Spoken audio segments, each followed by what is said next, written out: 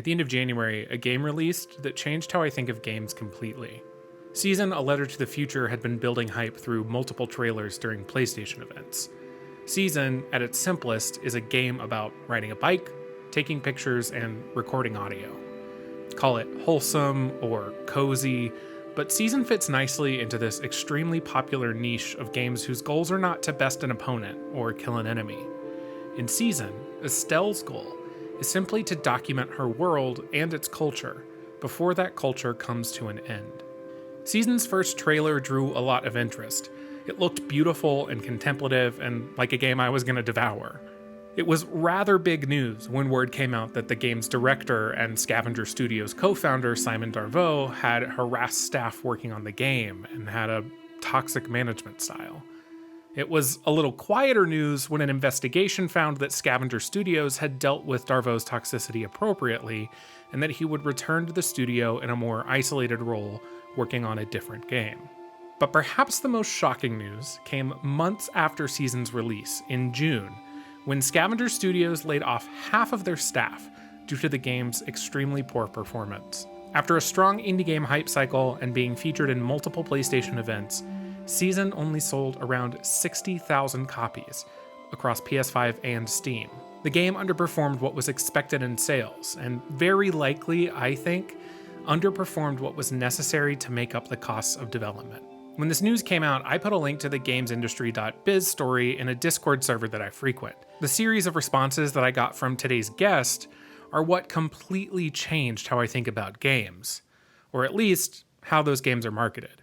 Meet NBZ, or as he says it, NBZ is good, he, him. NBZ works for a games publisher called PlayStack Games. Yeah, so I work in a couple of different spaces. I work in a smaller publisher, so everyone has to do lots of different things, but my roles are discovery, which basically means going and finding video games. So oftentimes people will see games pop out at game shows and things like that, and they'll get announced.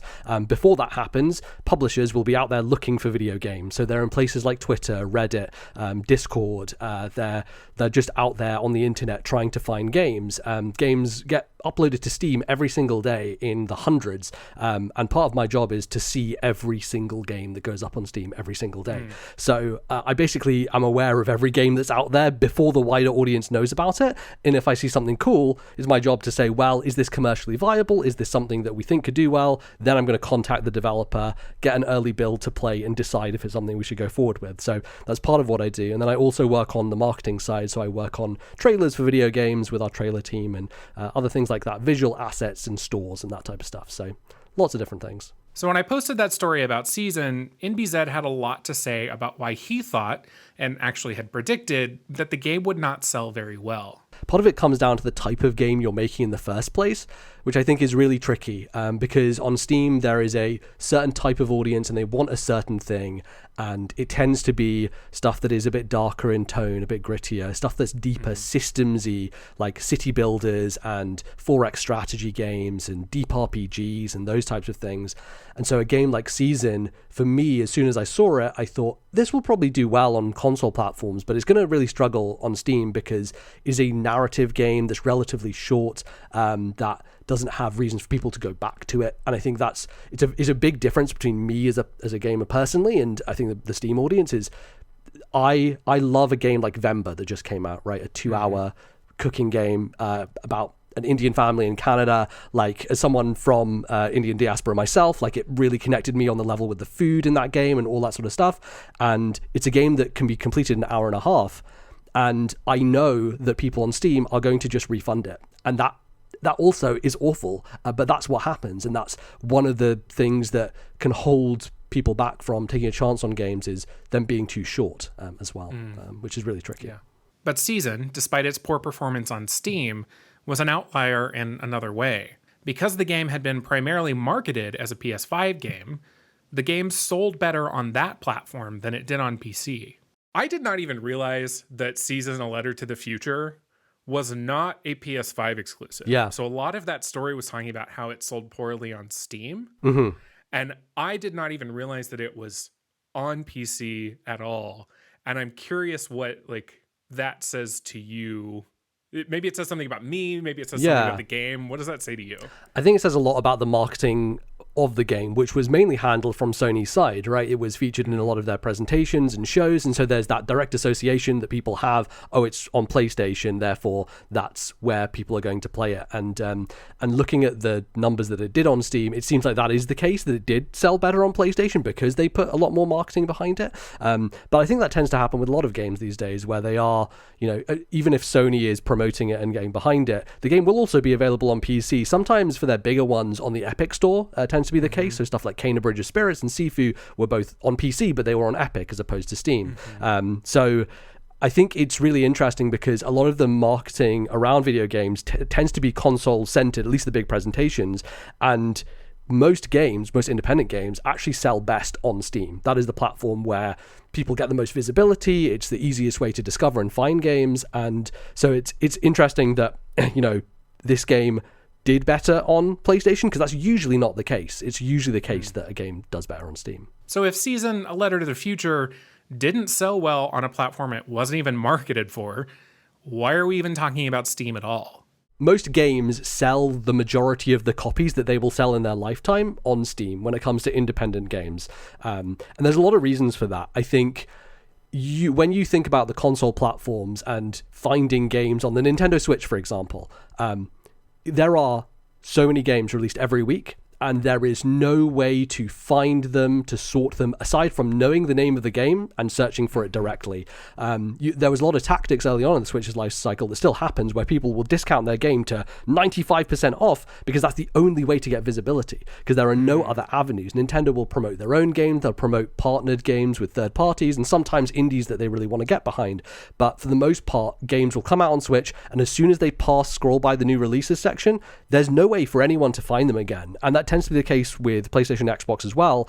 The unique thing that Steam does is that it has so many ways to give you recommendations through the discovery queue, through your own algorithm on the platform, through what your friends are playing. It will always surface things to you. So because there are so many ways to find games on Steam, it just leads to higher sales generally, and games having a longer lifespan, right? A lifespan for a single player game could be about 5 years, where it will sell all of the copies that it will end up doing over kind of a lifetime. Whereas on console, that period is much shorter. It's usually a year or maybe 2 at the most. So that's generally what happens with the majority of games out there. Do you remember a game called Morphe's Law? It was a shooter where you would shoot body parts and grow big and small, and it kind of had a Splatoon thing going on to it. And Nintendo featured that in one of their indie presentations. And I remember looking that game up after the fact to see how it had done. And, I never heard about it coming out. I never had any follow-up to that after it was featured in an indie presentation. And it did not do well. So it didn't do very well on Steam, and it didn't seem to break through on Switch either.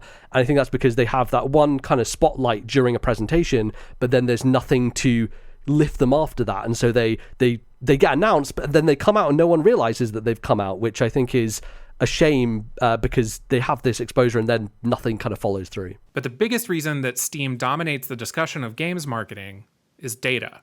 A question I have is, how much of the marketing conversation around games is informed by Steam simply because the data is available in a way that it's not available from the consoles?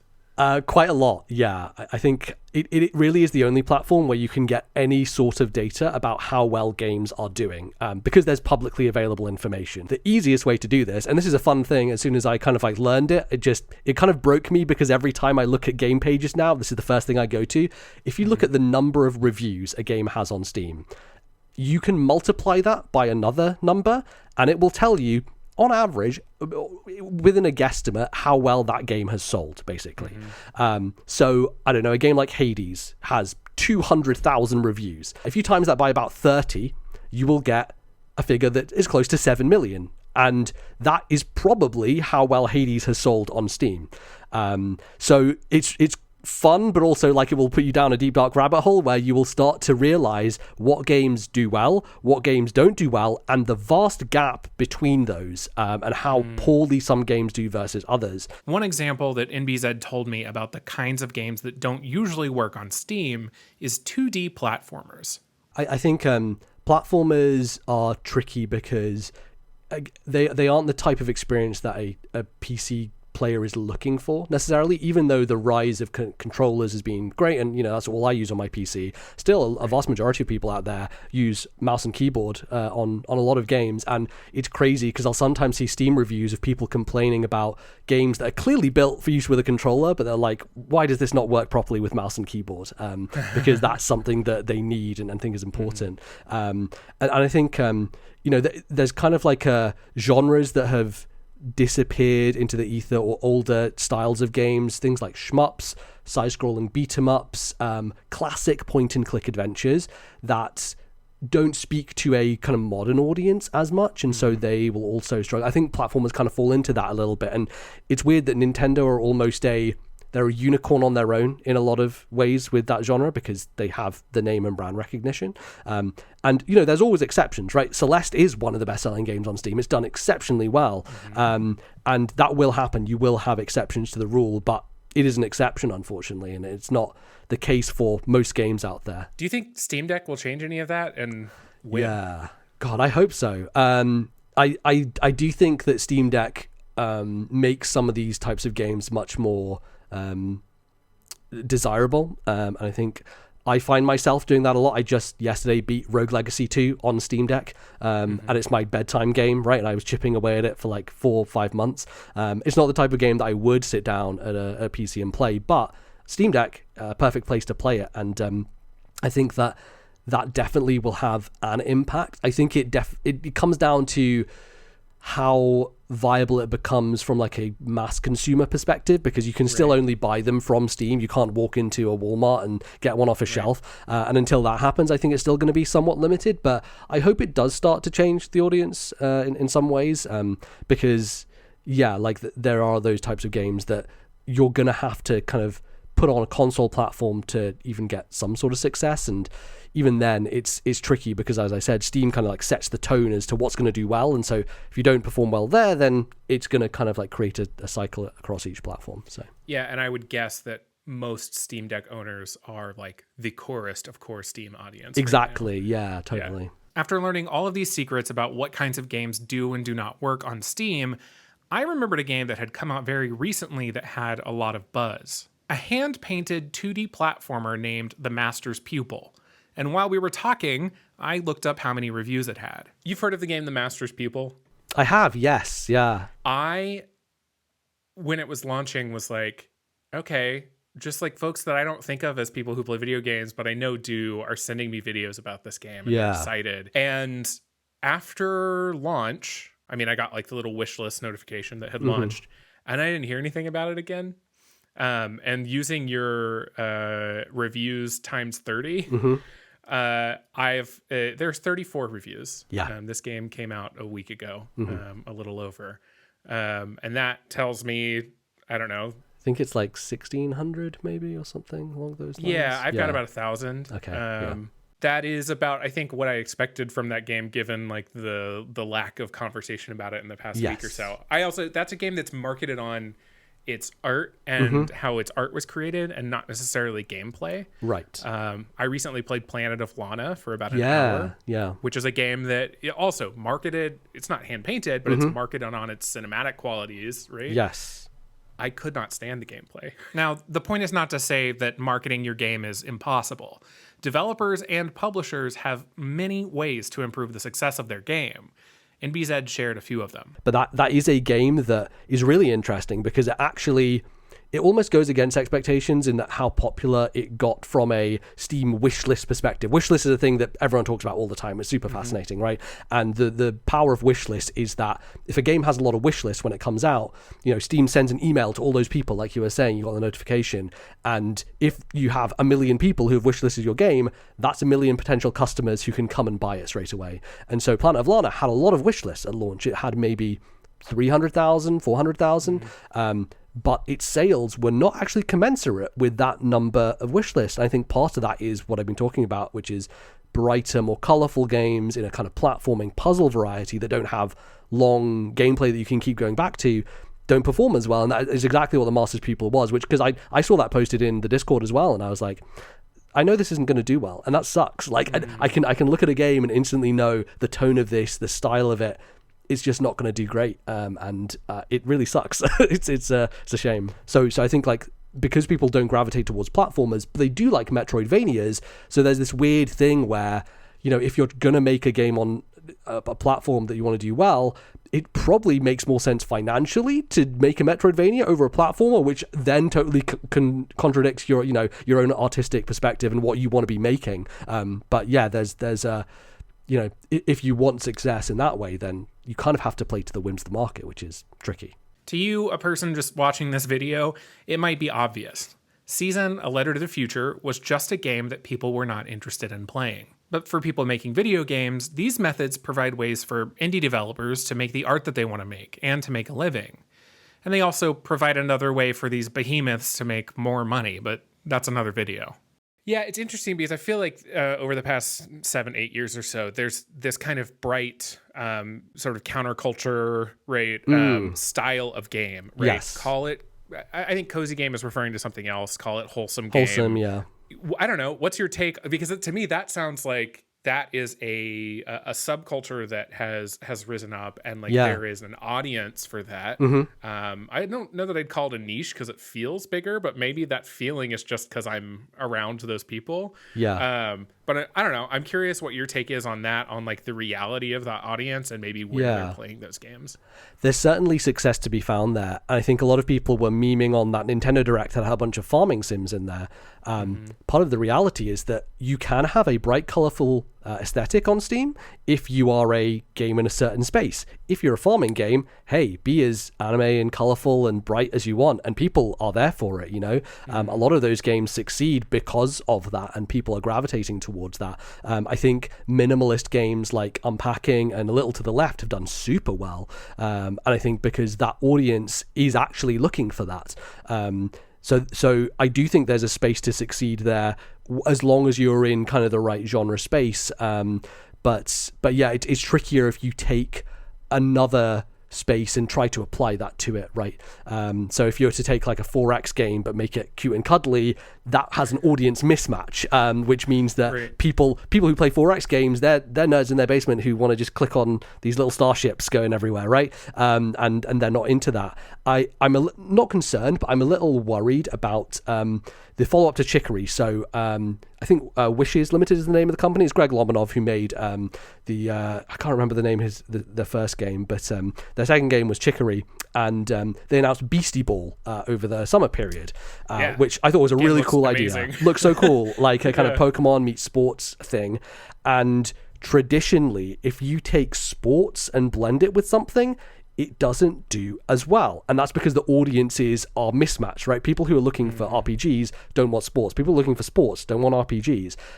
Pyre is Supergiant's worst performing game on Steam, a game that has kind of a narrative focus, but also is a weird sports game. I played a game called Dodgeball Academia, which I thought was fantastic, like an absolutely awesome game. Did not do well at all. And so my heart is beating, thinking, I really hope this game does okay, because traditionally it won't. And that comes down again to like what you choose to make in the first place has such a wide impact on how well that game will end up doing. Beastie Ball for me is in the same conversation as Cassette Beasts, which is a game that I'm currently playing a bunch right now. You will probably end up seeing this game on my YouTube channel. But it's a game that I'm super loving right now. And it's in the same conversation just because of being a Pokemon, right? Yes. And I wonder if just the Pokemon aspect of it may end up shifting things a bit with Beastie Ball. Just because there's an audience hungry enough for that kind of game that, I don't know, maybe it beats some of those expectations, but I guess we'll see. I agree with that, actually. And I think like that's another good example, alongside kind of farming sims and those kind of minimalist games. Pokemon style games do really well. Because no one other than Nintendo makes them. So as soon as there's a good one out there, people gravitate towards it. You know, Temtem is astronomically successful, like it's done incredibly well, and Cassette Beast is doing super well, like performing better than I thought it would do. And I think part of that is a real hunger for good Pokemon style experiences. So yeah, I definitely have hope that Beastie Ball can kind of overcome that because of the Pokemon stuff going on with it. But there was something that didn't quite compute for me. We've learned that indie games mostly sell on Steam, and we've also learned that bright and chipper game aesthetics don't tend to do well on Steam. But I know that there's millions of people begging for their favorite indie to come to their favorite console.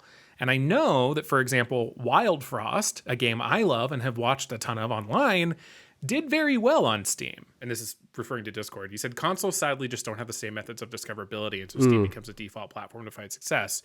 And regarding the thing you just said about consoles, I'm primarily a console gamer. I have a PC. I play stuff on PC. Yeah. But when I want to sit down and play a game, I'm sitting down in front of the TV or, streaming something to Steam Deck, and just sitting in a chair in the bedroom or something like that.